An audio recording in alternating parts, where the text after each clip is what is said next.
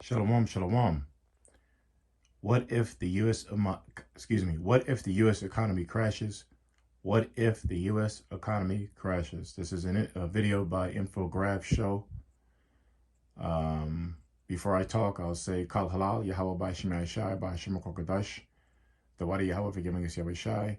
Double honors to the apostles of GMS who have the 100% spirit of Yahweh Shemai Shai in them. Double honors to the CT elders, bishops of GMS. Shalom to you brothers in this country and all over the world, prophesying in the true name of Yahweh Bashim Shai, which is none other than the power of the nation of Israel, which consists of you so-called blacks, Latinos, and Native Americans, and anybody who are descendants from those people on their father's side. Shalom to those who are scattered abroad. I'm Yahikwab, Lord willing, serving the King of the universe, King Yahweh Shai from the power of Yahweh. And again, this is what if the U.S. economy crashes. I did a show on it yesterday called the U.S. economy will crash, how you inhabit as a Maktesh mortar, because the U.S. economy stock market is the mortar that holds this society together economically, but the mortar is gonna get weak and break apart, which is the stock market is gonna crash. So in that video, I was showing brothers to look at the video. And I posted another one by Clayton Morris that was actually getting more views than that. So, I just that's the whole point of the video, to show this video. So I'm going to record it just to really push that energy out to check out this video. So I'm just going to play a little bit of this video. And you can see here, I'll put in the description and check it out. All right, so let's play a little bit. It's a very important video to look at. So let's play. The United States wakes up with millions of people getting ready to play a role in the economy. From the workers keeping the retail sector running to the stockbrokers handling huge amounts of money. Excuse me, because being that this is the hopeful year of the Lord's, all the prophecies coming past, this can very well happen in the very near future. It's all ready to collapse. Anyway. But today is no ordinary day, because today is the day the U.S. economy begins to collapse. And it'll happen sooner than anyone knows. That's not to say an economic collapse happened out of nowhere. There are warning signs all around, and many economists have been trying to tell people for a long time. Inflation has likely been high for a long time, bordering on hyperinflation. When money has less value, the price of goods and services goes up too. And as salaries rarely rise with them, it becomes harder and harder to afford even basic goods. The economy might have been slowing down in growth as well, with many people on unemployment. The combination of these two factors leads to a condition called stagflation. This puts the government in an unfortunate bind, as the methods needed to lower inflation might lead to higher unemployment. It's a bad state of affairs, but the dam is about to burst. The stock market is the method most people use to gauge the health of the... Have an H&R Block Tax Pro do your taxes online? The tax season feels just as good as all those other seasons. Like fishing season. Fucking Satan, man. You caught a big one, buddy. File from anywhere with the expertise of an H&R Block Tax Pro. You're still wearing enough layers to insulate Alaska. That's why you need the new and improved Bears. Stupid ass commercial. If it's doing well, people are likely to keep investing. But when there's a sudden lack of investor confidence in the market, it can go downhill in a hurry. And it doesn't take much. If a major player suddenly goes bankrupt or a bad economic or global news drops, people start selling their stocks. Tension over current political affairs, like the pending vote to raise the U.S. debt ceiling, only makes things worse. When some people start selling, others follow suit, and the snowball effect starts. Easy to get started, hard to stop. And that's where the panic starts. In a matter of hours, billions of dollars are lost in the U.S. economy. Major companies see their stock value drop precipitously, some losing much of their net worth. And let's not forget about the billionaires. Many of them, like Jeff Bezos and Elon Musk, have their net worth heavily tied up in stock holdings. That means they lose and gain billions of dollars while sleeping. And today, they might just see half their net worth disappear into thin air. It's a disaster for everyone from the billionaires to the small investors who see their retirement savings go up in smoke. Many companies see their entire net worth disappear. And by the close of the trading day, countless people are out of work and facing an uncertain future. But it's only going to get worse from here. Day 2. The U.S. government is in a panic.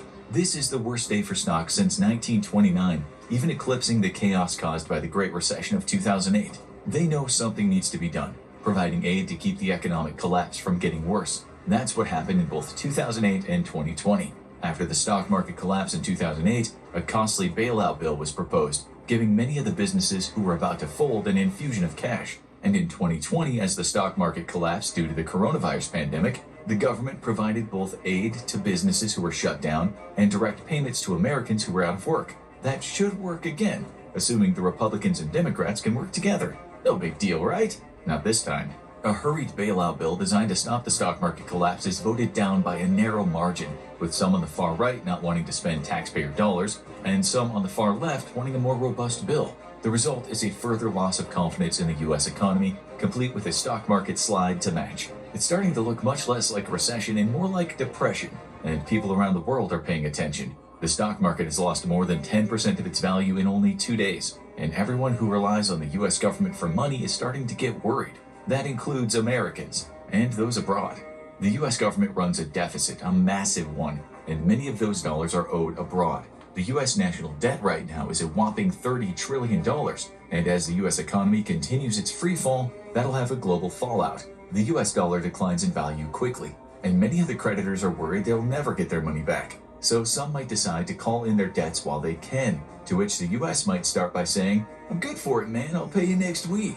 But it's not just the big economic players who feel the damage created by the collapse. As businesses shut down due to the stock crash and resulting bankruptcies, more people start to find themselves out of work. They worry where their next meal will be coming from, and what would happen if society breaks down as a whole. As night falls on the United States for the second time in the midst of a massive economic collapse, many people look at the news and say, "We better get out there tomorrow and pick up some supplies, just in case." And that might just make things worse. Day 3. The start of the trading day is 9:30 a.m. and most people heading to the stock market floor look like they're heading to an execution.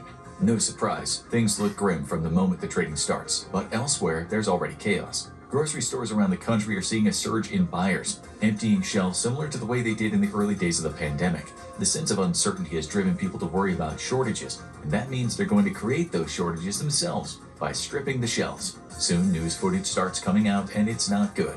Because when people are in a panic, they act out.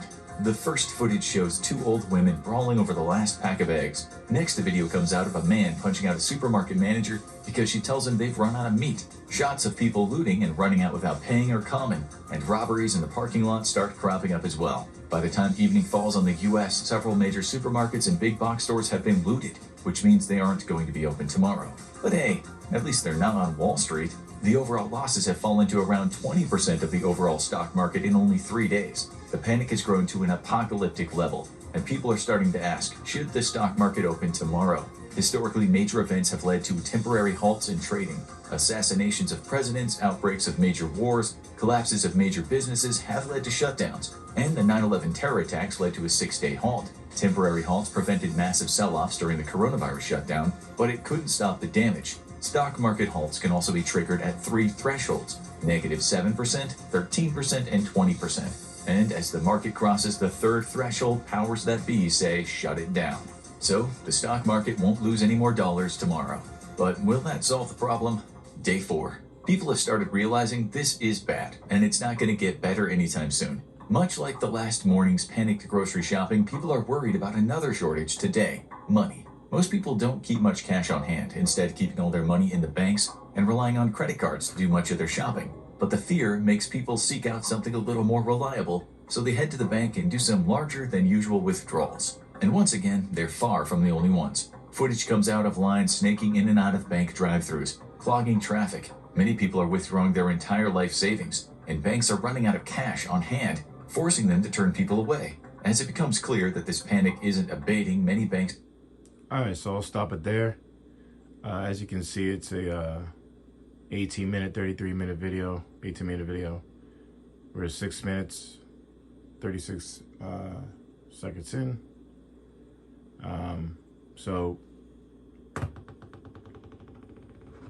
Let's play a little more.